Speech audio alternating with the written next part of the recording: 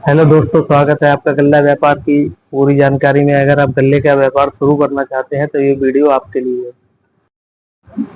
तो आज हम धान के बारे में बात करेंगे। तो इसमें आपको लागत, पूंजी और खर्चा और मुनाफा, इस चीज के बारे में डिटेल में बात करेंगे। कि धान का काम आप कम पूंजी में कैसे कर सकते हैं। तो उसके लिए सबसे पहले आपके पास पूंजी कितनी है आपको वो देखनी होगी।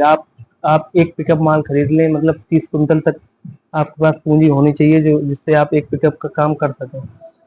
तो आप 30 कुंटल माल किसी गांव में या कहीं भी खरीदिए। पहले गांव में कोशिश करके खरीदें, गांव में सही रेट में आपको माल मिल जाएगा।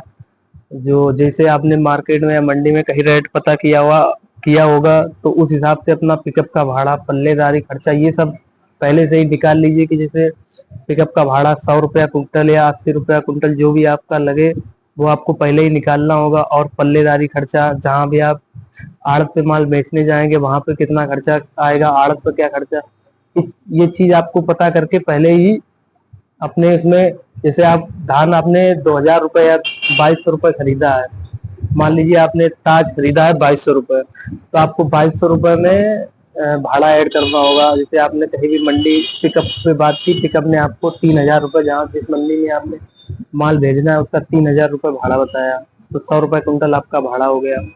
और जहाँ पे आप माल भेजेंगे, जिस भी मंडी में, वहाँ पे आड़त का खर्चा आपको पता करना होगा। जैसे आपने जिस मंडी में बात की, वहाँ पे आड़त खर्चा उसने बताया 1% आपके वहाँ पे नकदी लगेगी, और जो भी पल्लेदारी है वहाँ की, तो 1% अगर आपने 2200 रुपये में धान खरीदा है, तो 1% 22 रुपये कुंटल ये हो गया, और पल्लेदारी जो भी 15-20 रुपये कुंटल, यानी 100 रुपये आपका भाड़ा हो गया, और 22 रुपये आपकी 1% मुद्दत हो गई, और इतना ही 20-22 रुपये आप पल्लेदारी मान लीजिए। तो मोटा माटी खर्चा आप जोड़ लीजिए 150 रुपये कुंटल। अगर आपने 2200 रुपये में धान खरीदा है, और अब वो धान आप मंडी में ले जाएंगे, आपको 150 रुपये कुंटल वो उसमें ऐड कर लीजिए पहले से। अगर आपने 2200 में खरीदा तो उसका रेट हो गया 2350 रुपये। अब वो धान अगर 2400, 2450, 2500 में बिकता है, तो उसमें आप मार्जिन आपको मिलेगा। अगर आप यही धान आपका 2300 में बिक रहा है, 2350 में बिक रहा है, तो आप बराबर होंगे या थोड़ा आपको लॉस होगा। तो पहले आपको मंडी पता करनी होगी, मंडी में क्या रेट धान चल रहा है। जैसे आपकी मंडी 2500 रुपये चल रही है, तो गांव में आप वही 21, 2100, 2200 तक धान ले सकते हैं। इसमें आपको खर्चा जोड़ लीजिए, और कम से कम महीन धान में 100, 150, 200 रुपये तक का आपको मार्जिन लेके चलना है। मतलब जैसे मंडी का रेट 2500 रुपये है, कोई भी धान ले लीजिए, जैसे 1509, अगर मंडी में 2500 रुपये रेट है, तो गांव में आप भाई 2200, 2250 इस रेट के आसपास खरीदें। अगर गांव में आपको 2300, 2400 इस रेट पे नहीं खरीदना है, क्योंकि आप उसमें खर्चा ऐड करेंगे तो 100, 150 रुपये कुंटल वो आपको वैसे ही महंगा पड़ेगा। फिर अगर आप मंडी से 100, 150 रुपये नीचे लेंगे तो आपको मार्जिन नहीं निकलेगा। तो इस हिसाब की जानकारी और रखें। अगर जैसे आपने किसी मंडी में बात की कि धान का रेट आपको 1509, 2500 बताया है, तो आप ये मान के खरीद खरीद धान में, गांव में ये मान के खरीद करिए कि हमारा धान 2400 रुपये में बिकेगा मार्केट में। और मंडी में माल अगर आप भेज रहे हैं धान को अगर आप मंडी में भेज रहे हैं, तो क्वालिटी अच्छी से अच्छी धान खरीदने की कोशिश करें। अगर आपका धान अच्छा होगा तो इस धान धान का रेट अच्छा आएगा। अगर धान में मंडियों में थोड़ी भी क्वालिटी हल्की पाई जाती है, तो रेट बहुत डाउन कर दी जाती है। तो इस हिसाब से आपको इस चीज का भी ध्यान रखना है, क्वालिटी का विशेष ध्यान रखना है धान में। कि धान में क्वालिटी, जैसे उसमें चावल का टुकड़ा नहीं होना चाहिए, और धान के जो ऊपर छिक्कल होता है ना, वो काली पत्ती का नहीं होगा, सफेद सफेद भूसी का धान होगा, वो अच्छे रेटों में निकलेगा आपको। तो इस चीज का भी आपको ध्यान रखना होगा।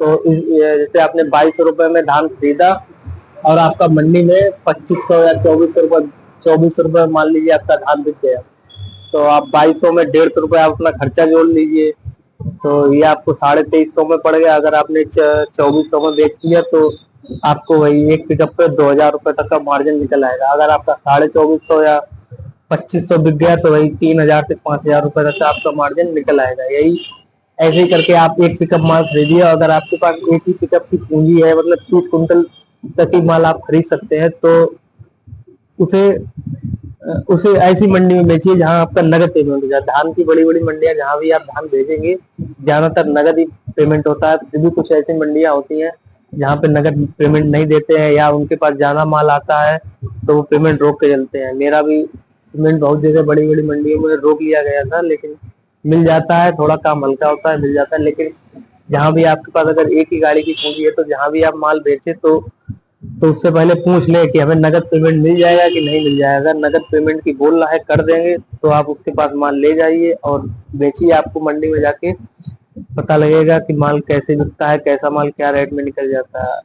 और डेली मंडी की अपडेट लेते रहे कि मंडी में क्या रेट चल रहा है। महीन धान में ऐसा होता है कि मार्केट बहुत ज्यादा ऊपर भी होती है, नीचे भी होती है, स्टेबल भी रहती है। तो आपको मार्केट का पता भी करते रहना होगा। यूट्यूब पर वीडियोज आते हैं, इसे हम भी अपडेट डालते रहते हैं, तो उसे देखते रहो। या भी जहाँ भी आप माल बेचते हैं उस आड़ती से बात करो कि क्या रेट धान है, क्या रेट नहीं है, तो वो आपको सारी जानकारी देगा कि आज मार्केट थोड़ा ढीला हुआ है तो उस हिसाब से आप धान खरीदें।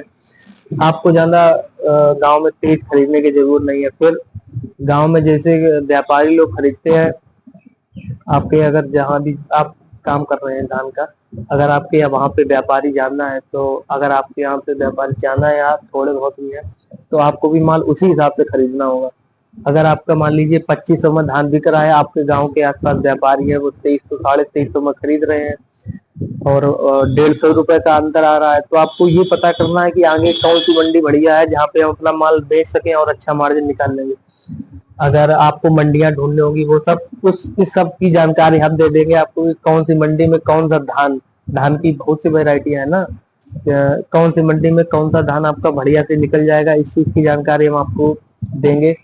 तो आप काम करिए, कोई समस्या नहीं आएगी आपको। एक जब आपका काम करेंगे आप तो आपको धीरे धीरे सब आइडिया लग जाएगा कि आप कैसा माल कहाँ पे निकलता है।